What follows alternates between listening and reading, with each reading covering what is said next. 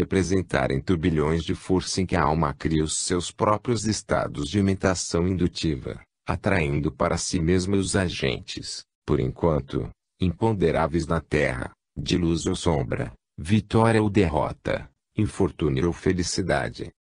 Quanto à ausência da vontade, partindo da premissa de que quem não confia no que faz não tem boa vontade sobre o que quer, a falta de confiança, diz Albin Galler, faz o timorato, temese o efeito magnético, em vez de o desejar, ele se apresenta, é recebido com inquietação, os efeitos imprevistos enchem de pasmo o incrédulo, ou impelem a imprudências e exageros, que não se danam em havendo diretrizes à reflexão, o critério e a experiência.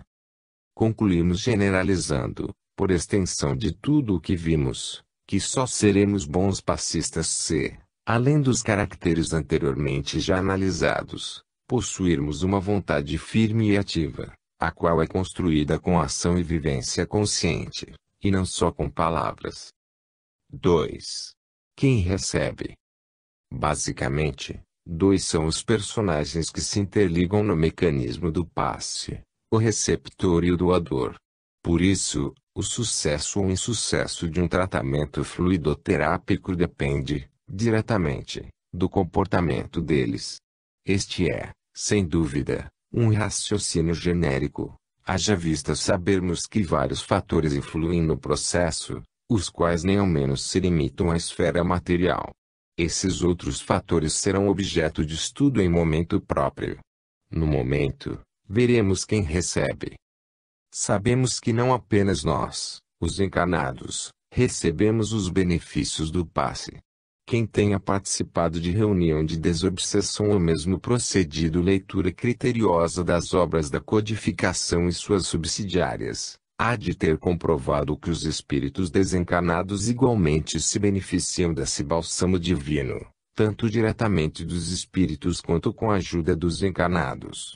Contudo, como nos dirigimos principalmente aos encarnados, não consideraremos esta outra evidência neste item, pois a questão que ora nos diz respeito é mais atinente ao nosso plano físico e suas consequências neste.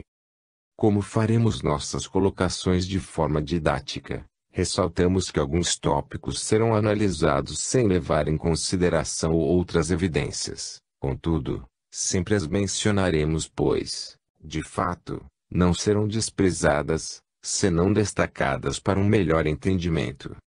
Ressalvas à parte, consideremos o paciente, que é nosso primeiro quem, um desconhecido.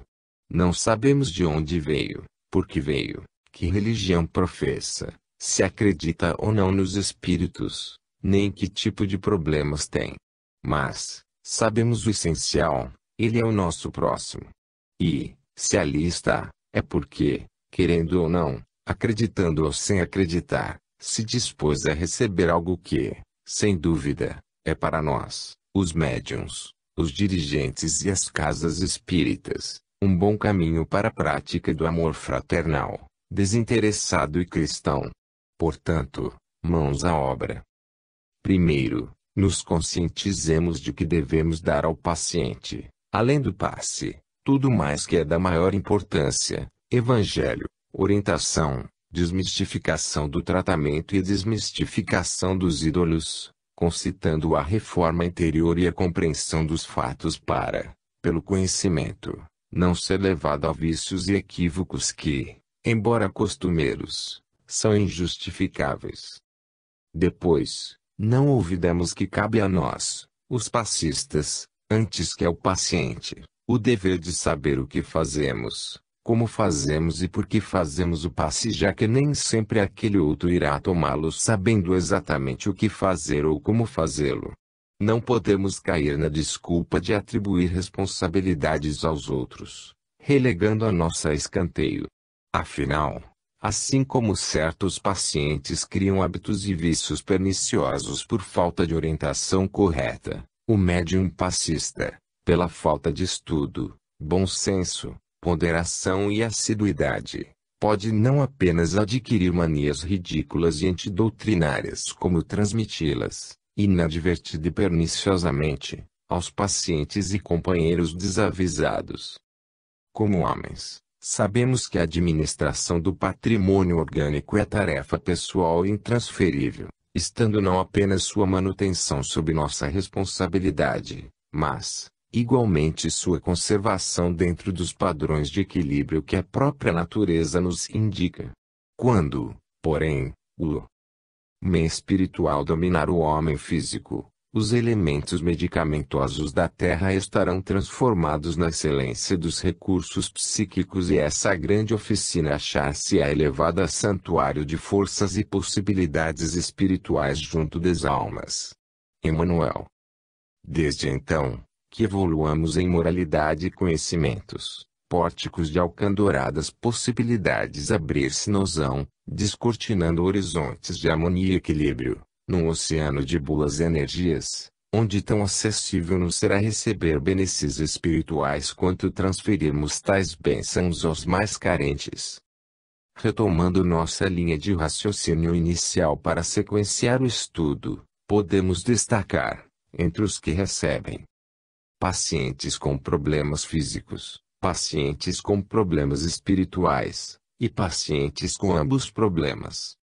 2.1 Pacientes com problemas físicos. Aqui iremos nos referir apenas a problemas orgânicos, desprezando qualquer fator que não seja puramente físico. Portanto, estaremos afastando, momentaneamente, as decorrências de fatores espirituais e morais. Subdividiremos este grupo de pacientes em três. 2.1.1 Portadores de doenças contagiosas.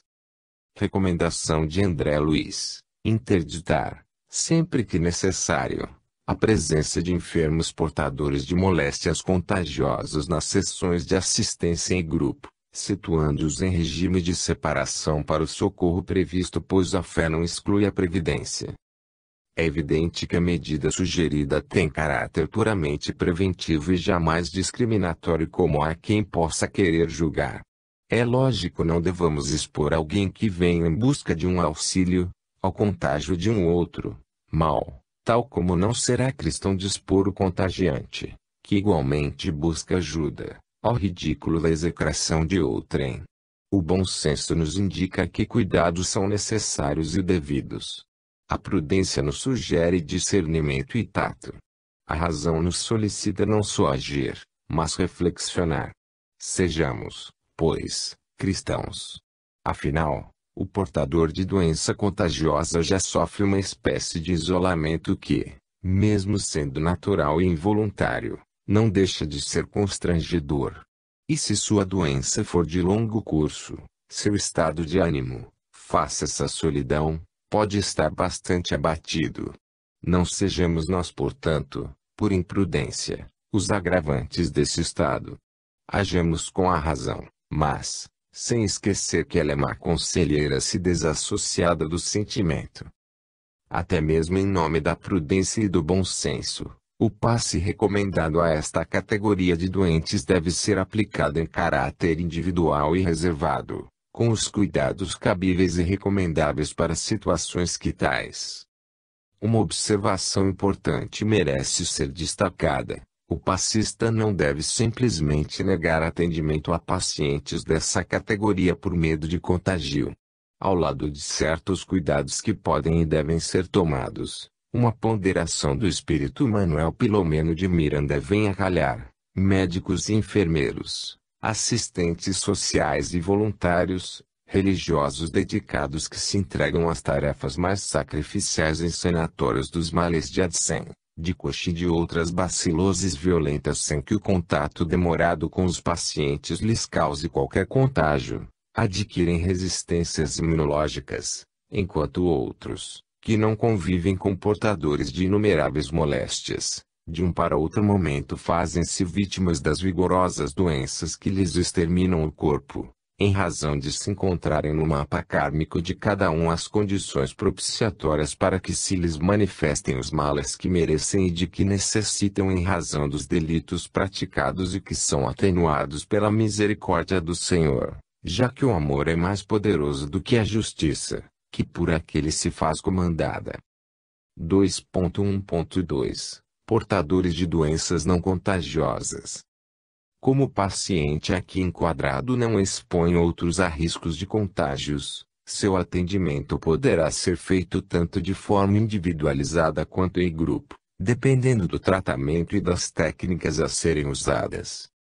Por ser comum o paciente que busca o tratamento magnético estar passando por acompanhamento médico ou sob medicação indicada por facultativo, convém, nesses casos, manter ficha de acompanhamento contendo informações sobre tipos de tratamento e medicações que esteja fazendo uso. A propósito, eis o que nos diz Sueli Caldas Schubert: se o doente está fazendo uso de medicação receitada por médico da Terra, esta não deverá ser suspensa, nem sob o pretexto de atrapalhar o tratamento espiritual. Uma atitude dessas traz graves implicações, cujos resultados poderão comprometer seriamente aquele que a recomendou. Afinal, sabemos a saciedade que existem casos de caráter misto, em que se conjugam o mal espiritual e o físico, exigindo por isso uma terapêutica igualmente mista. Não desconhecemos que a clássica escola de Mesmer recomendava fossem evitadas certas substâncias no corpo orgânico para um melhor alcance do tratamento magnético. Mas, como dissemos no capítulo I, não nos propomos a tratar do magnetismo em exclusividade, mas, sim do passe, fazendo mão das técnicas, experiências e conclusões daquele, porém, adaptando-as à nossa realidade. Ademais, posteriores estudos acerca do magnetismo não deram muita ênfase àquele aspecto restringente, apesar de se comprovar, numa enormidade de casos, que a homeopatia age, quando conjugada ao magnetismo, mais proficuamente que a alopatia, mormente em casos de origem kármica. Todavia, como o passe espírita atua, primordialmente, a nível de perispírito, não encontramos muita argumentação a favor de que o medicamento humano interfira no paciente a ponto de inutilizar ou anular o efeito magnético. Modernamente, inclusive, já há consenso quanto à necessidade de tratamentos concomitantes, haja visto que nos ter trazido das avançadas pesquisas verificadas no leste europeu. Contrariamente, temos inúmeras comprovações de que as atitudes mentais perniciosas e as vibrações e mentalizações negativas por parte do paciente são violentos veículos degeneradores do reequilíbrio fluídico adquirido através da fluidoterapia, onde, portanto, nossa redobrada atenção e cuidado são requeridos no intuito de instruir os pacientes a respeito.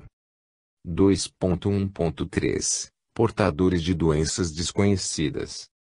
Para pacientes com esta característica e que venham a tomar passes com acompanhamento, controle por meio de fichas, devemos buscar informações via receituário da casa espírita bem como junto ao próprio paciente ou acompanhantes, seguindo-se com o tratamento que for recomendado, ou, ainda, por outros meios confiáveis que são a intuição espiritual e o tato magnético.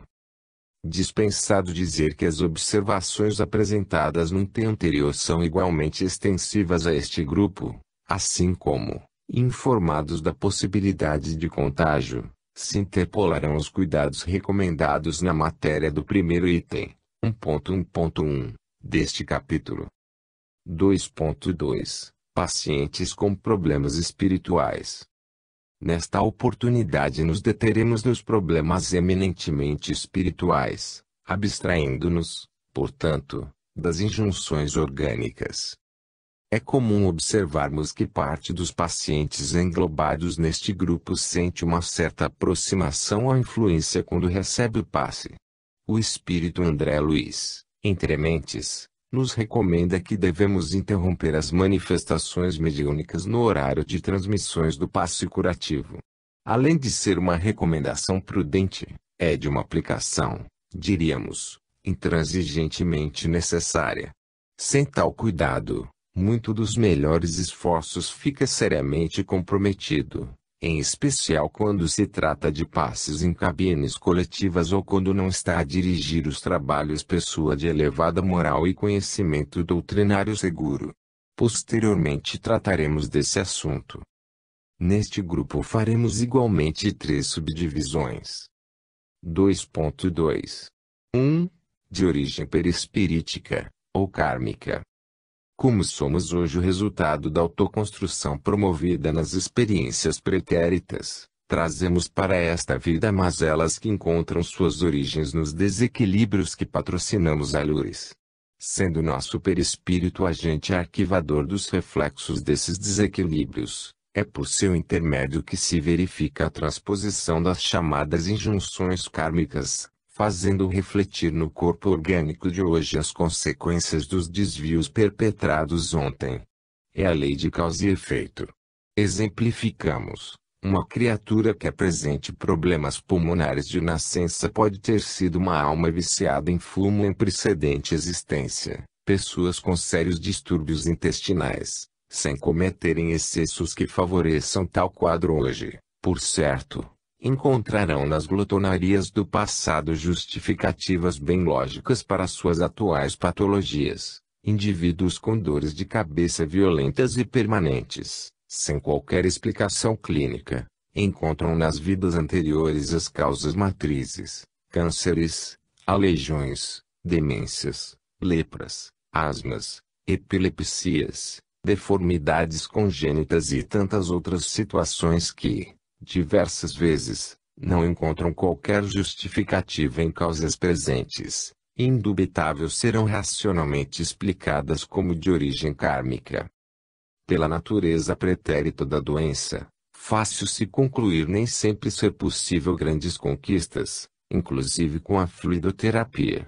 Como a origem do mal está, neste caso, diretamente ligada a fatores morais do passado, é imprescindível uma reestruturação moral e vibratória do paciente. Sem isso, pouco se pode esperar, salvo os casos em que o paciente já esteja em término de quitação do débito. Nestes casos, como em especial todos os de origem espiritual, a responsabilidade dos médiuns passistas aumenta, assim como devem aumentar a fé e o interesse do próprio paciente em se curar. Mas nós, os médiuns, devemos criar em torno dos doentes uma atmosfera de positiva confiança, através de preces, vibrações e palavras de carinho, fortaleza e bom ânimo. André Luiz, para, dessa forma, contribuirmos mais eficazmente no processo de reparação, recuperação do paciente. Ademais, conforme nos lembra Manuel Pilomeno, na terapia do passe, a disposição do paciente exerce papel relevante para os resultados. A má vontade habitual gera energia de alto teor destrutivo que se irradia do interior da pessoa para o seu exterior, produzindo a anulação da força.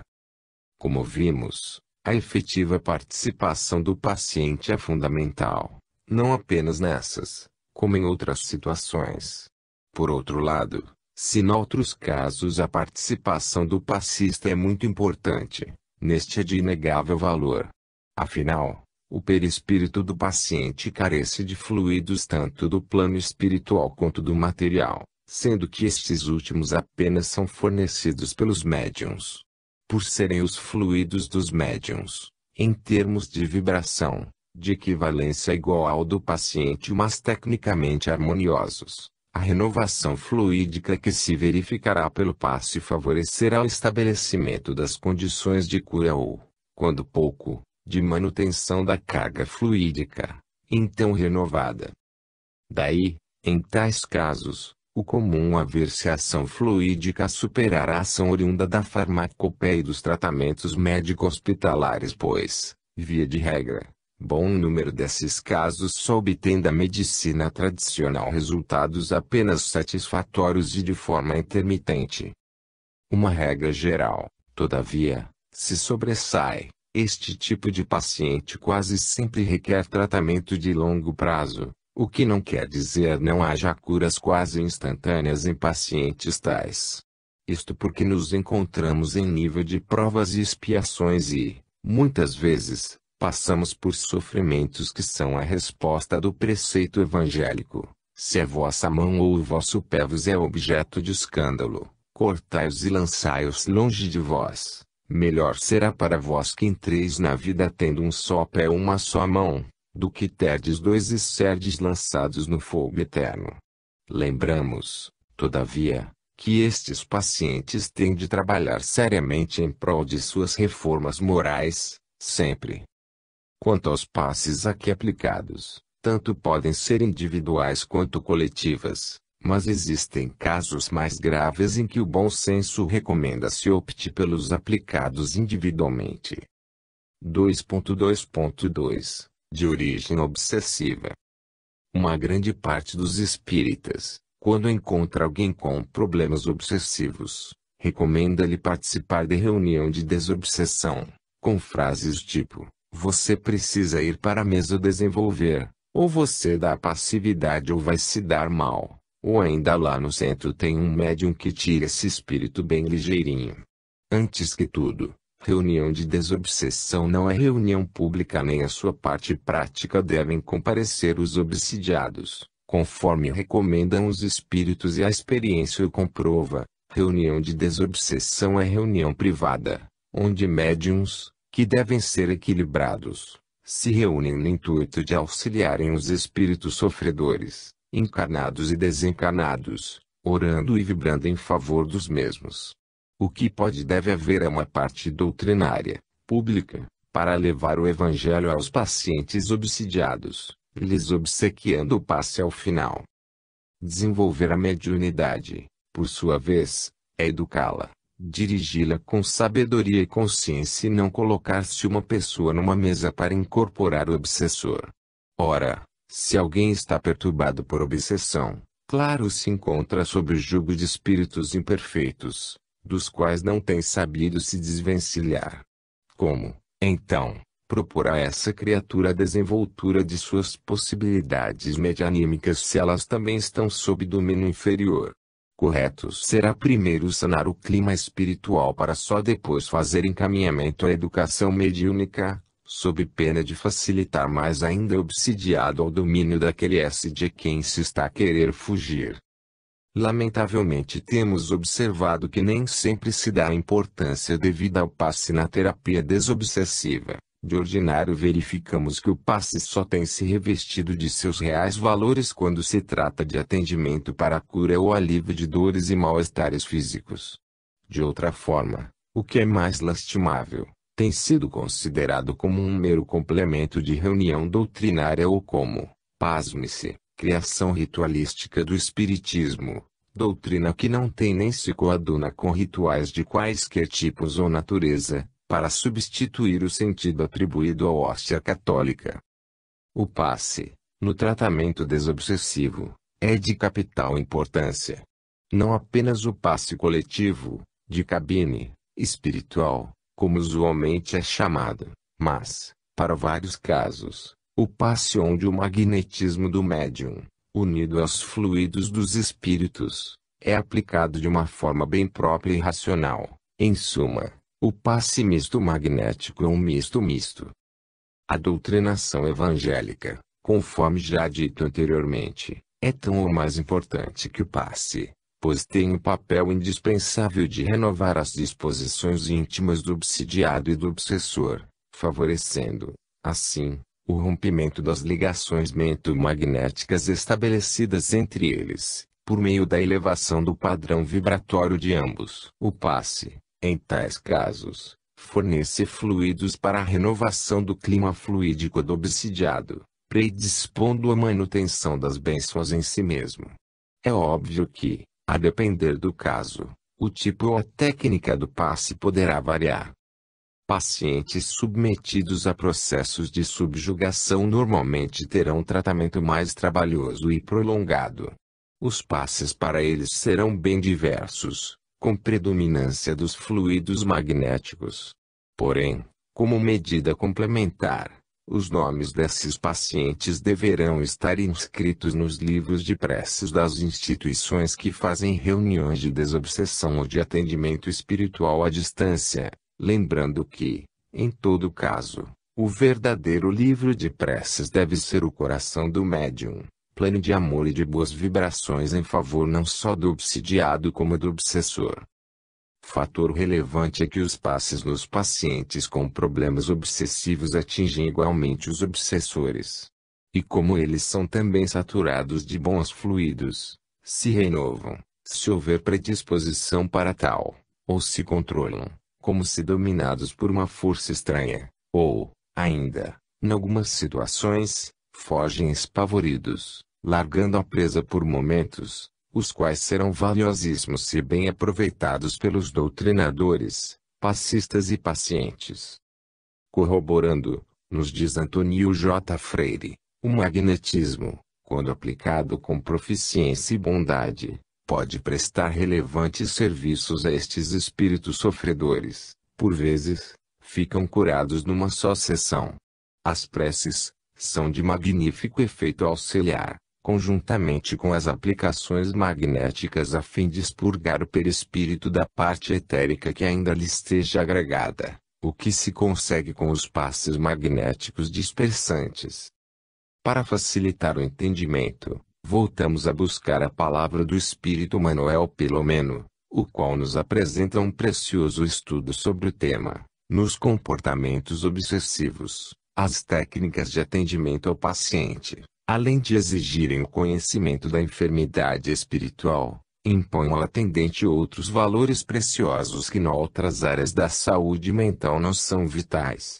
São eles: a conduta moral superior do terapeuta, o doutrinador encarregado da desobsessão, bem como do paciente, quando este não se encontra inconsciente do problema, a habilidade afetuosa de que se deve revestir, jamais esquecendo do agente desencadeador do distúrbio, que é, igualmente, enfermo, vítima desditosa, que procura tomar a justiça nas mãos, o contributo das suas forças mentais, dirigidas a ambos litigantes da pugna infeliz, a aplicação correta das energias e vibrações defluentes da oração ungida de fé e amor, o preparo emocional para entender e amar tanto o hóspede estranho e invisível quanto o hospedeiro impertinente e desgastante no vai-vém das recidivas e desmandos. A cura das obsessões, conforme ocorre no caso da loucura, é de difícil curso e nem sempre rápida, estando a depender de múltiplos fatores, especialmente, da renovação, para melhor, do paciente, que deve envidar esforços máximos para granjear a simpatia daquele que o persegue. A tarefa desobsessiva, portanto, não é eminentemente do passe, mas este entra como reforço de primeira linha. Observemos a seguinte colocação de Bezerra de Menezes quando comentava sobre um processo desobsessivo com a atuação do plano espiritual. Foi muito sábia a mentora amiga, propondo, em primeiro ato, a desobsessão, para depois serem aplicadas outras fluidoterapias ao lado da medicamentosa e da psicoterapia que a doutrina espírita pode propiciar com excelentes resultados, a depender de fatores vários como do próprio paciente, quando possa optar pela ocupacional, dedicando-se ao serviço de benemerência e de abnegação, em favor do próximo, através do qual granjeará méritos que influirão na regularização de suas dívidas, pela diminuição dos seus débitos. Não devemos, como é sabido, agasalhar ideias otimistas exageradas, quanto à recuperação da saúde mental do nosso doente.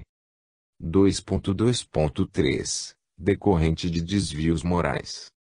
Como a ação fluídica tem na vontade seu motor e no pensamento seu veículo, fica evidente que pacientes com tais problemas tornam-se, via de regra, extremamente refratários à fluidoterapia porquanto tal decorrência tem matriz nas desarmonias que são geradas na instabilidade moral do paciente, o que, por sua vez, não lhe favorece uma mentalização equilibrada e constante no bem. Não queremos com isso dizer que estes pacientes sejam considerados incuráveis ou que não se lhes deva prestar todo o auxílio possível. Ao contrário, lembremos-nos de que somos devedores de amor e respeito uns para com os outros e, quanto mais desventurados, de tanto mais auxílio necessitamos. É indispensável receber nossos irmãos comprometidos com o mal, como enfermos que nos reclamam carinho. André Luiz. Na espiritualidade, entretanto, existem limites. Observemos um caso exemplar tratado pelo espírito Anacleto e narrado por André Luiz. Há pessoas que procuram o sofrimento, a perturbação, o desequilíbrio, e é razoável que sejam punidas pelas consequências de seus próprios atos. Quando encontramos enfermos dessa condição, salvamo-los dos fluidos deletérios em que se envolvem por deliberação própria, por 10 vezes consecutivas, a título de benemerência espiritual. Todavia, se as 10 oportunidades voam sem proveito para os interessados, temos instruções superiores para entregá-los à sua própria obra, a fim de que aprendam consigo mesmos. Poderemos aliviá-los, mas nunca libertá-los. Pode parecer estranho que a espiritualidade seja tão rígida para com aqueles que persistem no erro, mas perguntamos, será que nós temos tanta paciência com aqueles que convivem conosco? Será que reprisaríamos a oportunidade por 10 vezes consecutivas para quem insistisse em continuar cometendo o mesmo erro? Veja-se bem, não se trata aqui do perdão, que deve ser dado não só 7 vezes mas 70 vezes 7 vezes, porém do atendimento repetido ao renitente, ao incorrigível, que persiste em cometer as mesmas faltas, os mesmos delitos, de forma consciente. Para este grupo de pacientes a recomendação do estudo metódico e sistemático da doutrina, aliada ao hábito de boas leituras, frequência às reuniões evangélico-doutrinárias e a prática do bem, com o exercício da paciência, do perdão, da humildade e da resignação, é imperativo. Mas, bem o sabemos, devido ao seu estado mental, dificilmente conseguirá ele iniciar-se por aí, sem auxílio. Para tanto, nossas preces e o passe são contributos valiosíssimos. Como disseram os espíritos a Allan Kardec, não basta que um doente diga ao seu médico, dê-me saúde, quero passar bem. O médico nada pode, se o doente não faz o que é preciso. Assim nosso paciente, ele deve ser alertado sobre suas responsabilidades no processo de cura, pois, a fluidoterapia não pode ser vista como transferência ou omissão delas, mas, sim, benesses complementares que são adquiridas e estabilizadas pela sua vivência. 2.3 Paciente com ambos os problemas. Agora, não isolaremos decorrências, pois, este item trata de casos mistos, físicos, orgânicos, e psíquicos, espirituais. Do ponto de vista material, a ação do passista é quase sempre muito restrita. Afinal, por mais se tenha estudado e pesquisado, falecem-nos os meios por dominar a manipulação fluídica, dom por enquanto apenas acessível à espiritualidade. Na realidade, quase sempre nos limitamos a fornecer os fluidos que nos são peculiares, dando-lhes a impulsão benéfica de acordo com nossa vontade firme de fazer o bem. Ter consciência disso é importante, pois, além de nos fazer refletir sobre como agir cotidianamente no bem, para podermos fornecer bons fluidos, impõe-nos a necessidade do estudo continuado a fim de melhor contribuirmos no processo fluidoterápico. Através do estudo, sempre conjugado à intuição espiritual, podemos avaliar a maior valência do problema do paciente para bem direcionar o tratamento. Caso prevaleça o aspecto físico, recomendam-se os cuidados descritos para pacientes com estes problemas. Item 2.1. Do contrário, deveis observar os descritos no item seguinte. 2.2. Contudo, o bom senso nos recomenda não fazermos distinção tão marcante, notadamente porque os espíritos serão os verdadeiros operadores e, quase sempre, serão eles que encaminharão todo o processo, abstração feita à responsabilidade dos médiuns.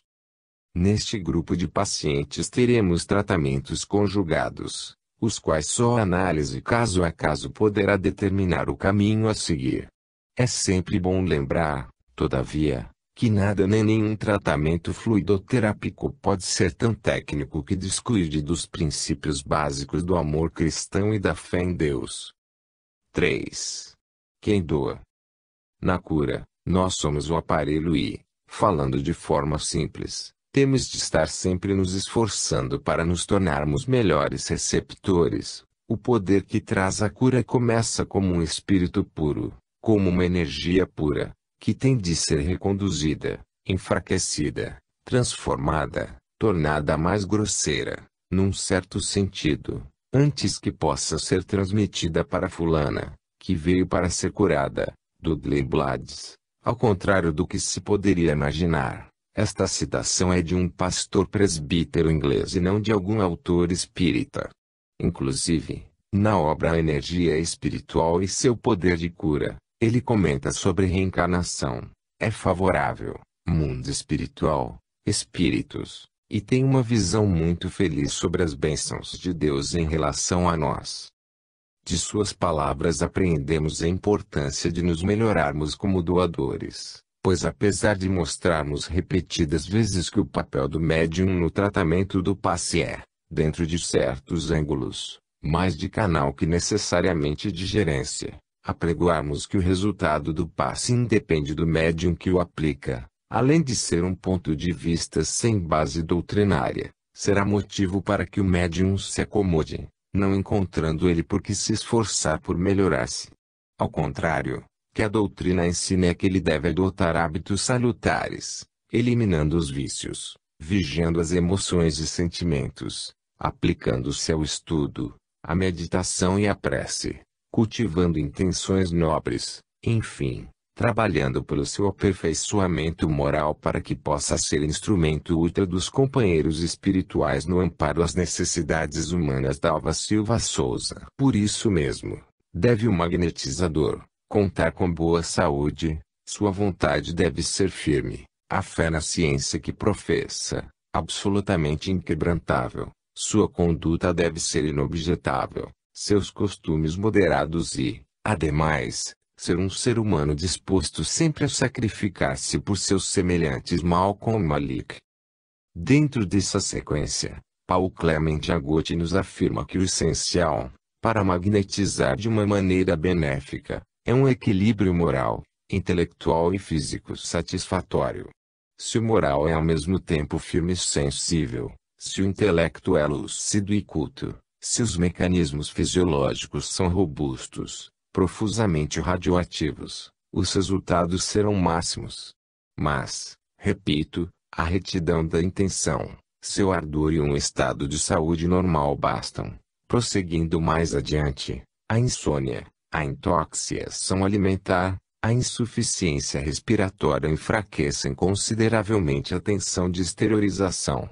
A agitação nervosa, as emoções vivas, as paixões obsessivas perturbam a emissividade, que então se torna instável, espasmódica e perde suas propriedades equilibrantes.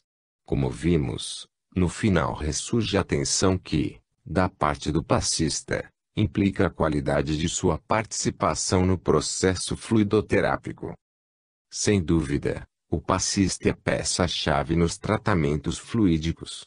E mesmo sendo aquele que aplica o passe um médium, todos o podem praticar, já que as condições para se ser passista não requer se tenha mediunidade ostensiva em qualquer de suas nuances.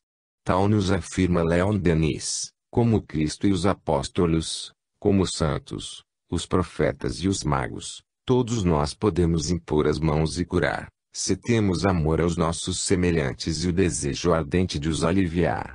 Daí, contudo, não se crer seja o passe um brinquedo que a todos é dado direito manusear de maneira irresponsável.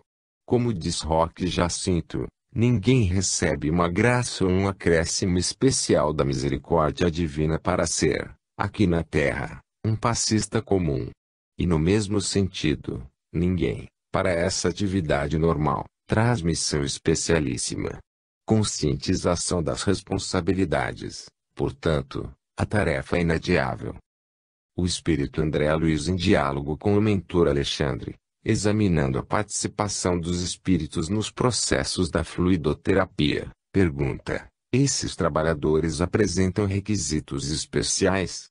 Ao que Alexandre responde: sim, na execução da tarefa que lhes está subordinada, não basta a boa vontade, como acontece em outros setores de nossa atuação. Precisam revelar determinadas qualidades de ordem superior e certos conhecimentos especializados.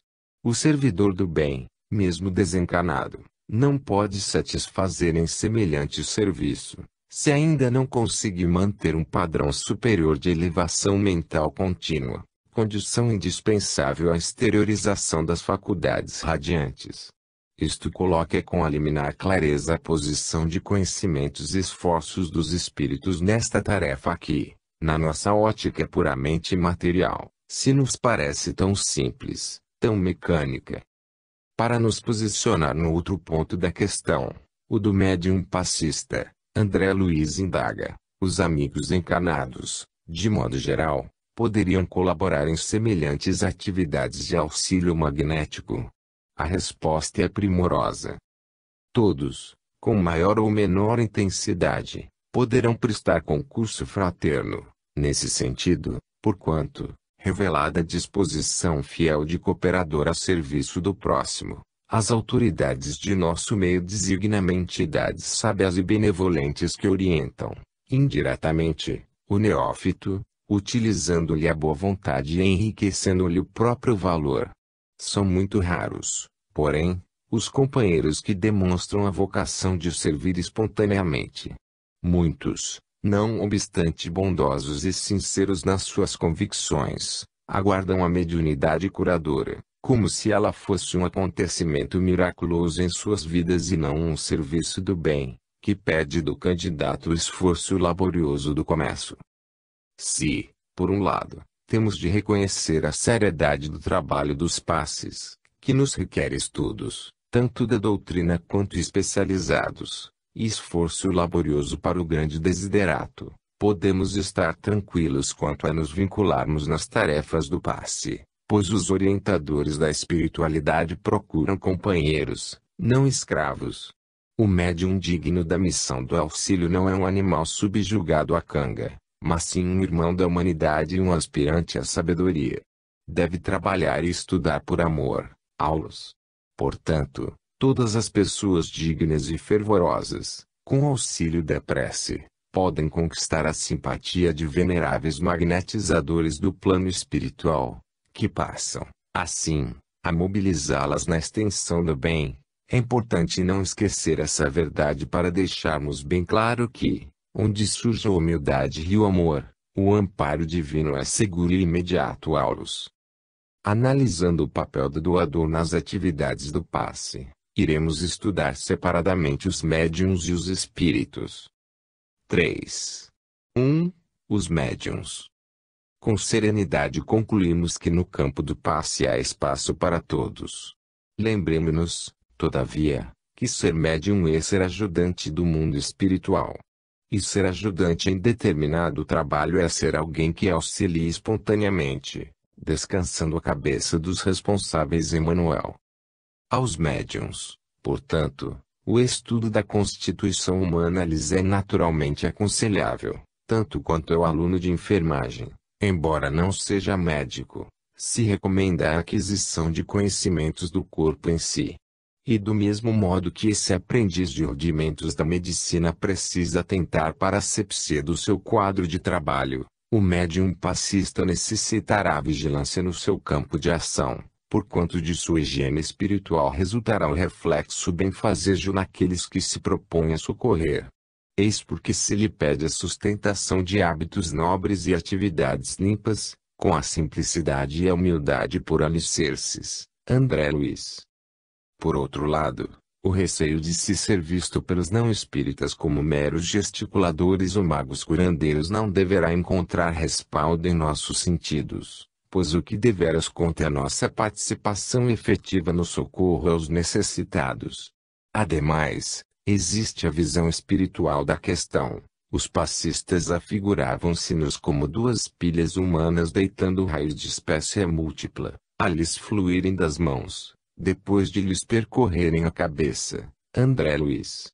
E, A partir desta visão, não podemos nos deter em raciocínios menores, sem, contudo, assolarmos vaidades piegas ou fomentarmos a imaginação com a irrealidade de se possuir poderes miraculosos, daqueles que derrogariam as leis naturais. Somos passistas, somos trabalhadores da seara do Cristo. Isto é muito. Isto é tudo. 3.1.1 Condições físicas. À primeira vista, poderia parecer que apenas aqueles que têm bom condicionamento físico são passíveis de aplicar passes. É fora de dúvida que uma saúde perfeita, um corpo sem doenças, favorecerá enormemente na função de uma boa doação fluídica. Mas, por tudo o que já vimos até aqui, é fácil deduzir que isso não é tudo. Afinal, são inumeráveis os casos de pessoas que são socorridas por outras mais débeis e frágeis fisicamente, mas, nem por isso, os alcances são menos expressivos. Contudo, não estamos com isso querendo menosprezar o valor do equilíbrio orgânico do médium passista, notadamente daquele que doa suas próprias energias, o passista magnético, o magnetizador propriamente dito. O cuidado com sua saúde não só é importante como imprescindível.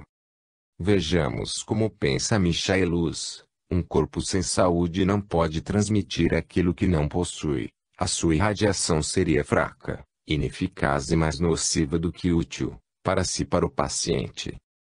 Deve-se, entretanto, distinguir entre uma pessoa incessantemente doente, da que é apenas atingida de uma doença local, um mal de estômago, dos rins, etc., embora de caráter crônico. Este é, inclusive, o pensamento de Albin Galtier expresso em seu Magnetisme et Somnambulisme. O mesmo Michaelis, continuando o assunto, traduz a assertiva de Alphonse Bouet, do seu Magnetisme Curative, que deve ser bem ponderada. Não se creia, entretanto, que o poder magnético caminhe de par com a força muscular. Apesar de parecer contraditório, a saúde é importante ser velada, mas, de igual modo, não é tudo. Afinal, como o fluxo magnético provém não só do corpo senão essencialmente da alma, é desta que devemos cuidar em primeiro lugar.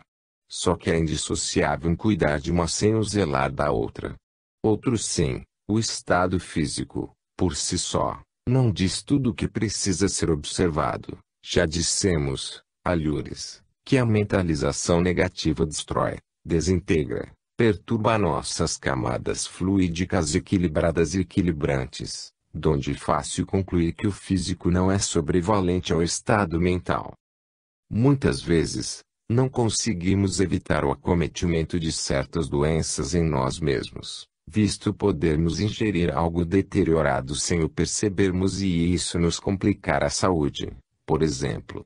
Ou então, aquelas epidemias que de tempos a tempos aparecem e nos pegam desprevenidos.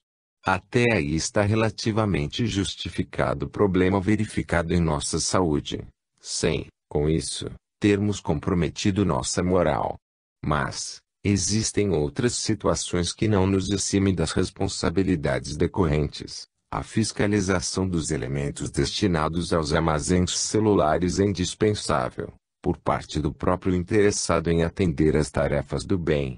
O excesso de alimentação produz odores fétidos, através dos poros, bem como das saídas dos pulmões e do estômago, prejudicando as faculdades radiantes, porquanto provoca dejeções anormais e desarmonias de vulto no aparelho gastrointestinal, interessando a intimidade das células. O álcool e outras substâncias tóxicas operam distúrbios nos centros nervosos, modificando certas funções psíquicas e anulando os melhores esforços na transmissão de elementos regeneradores e salutares.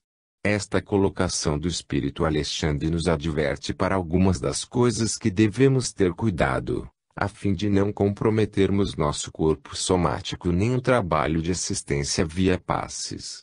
Afinal, se no exemplo anterior poderíamos ser catalogados, de certa forma, como vítimas das circunstâncias, agora somos os agentes dos distúrbios, por não vigiarmos ou por agirmos em desacordo com os cuidados requeridos. Corroborando com tudo o que foi visto, ampliaremos, aqui, os compromissos que temos com nossa saúde. Um técnico em planejamento reencarnatório, no plano espiritual, assim se refere a um grupo que prejudicou seus corpos, abusaram eles da magnífica saúde que possuíam.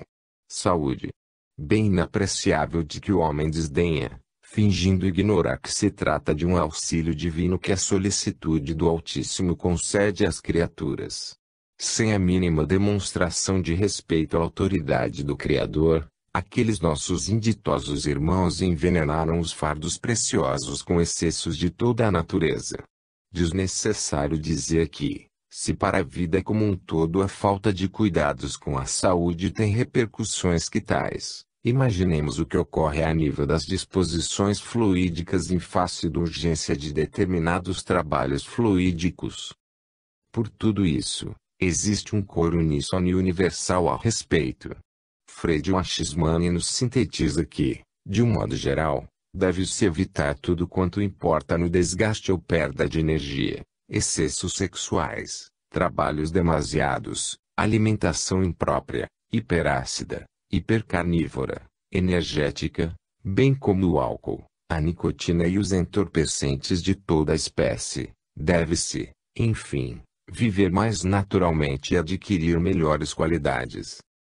Carlos Embaçaí, por sua vez, nos adverte: o Espiritismo aconselha que preservemos o nosso corpo dos elementos ou fatores que lhe diminuam a capacidade de resistência, e assim teremos que nos alimentar, sóbria, mas suficientemente. Não podemos perder a noite em prazeres inúteis ou os dias em maus contubérnios e em vícios. Não devemos entregar-nos à ociosidade. Não usaremos vestes impróprias ao clima. Não procuraremos exagerar o recato até o ridículo. Não sacrificaremos as benesses da natureza em nome de convenções onde uma moral movediça, intermitente, errática, oriunda de mitos, das superstições ou da ignorância.